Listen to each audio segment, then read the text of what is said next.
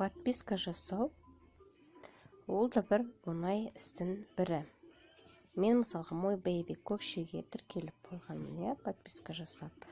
Сол жердегі мамочка бар, мой бейби көкше, яғни бұл жерде болашақ аналар немесе аналар подписка жасалған.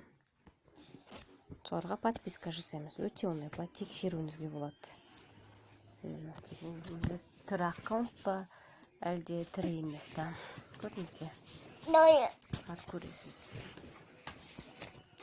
Үшеу, міне, төртеу, бесеу, алтыға деп берген жаткен. Жетеу, мінекей, көрдіңіз бе? Өте оңай подписка жасаған. Былай тексеріп көрулеріңізге болады. Бұл өзі бизнес аккаунт емес па? Бизнес аккаунт енді көрініп тұрады көбінесе. Бизнес аккаунт екені.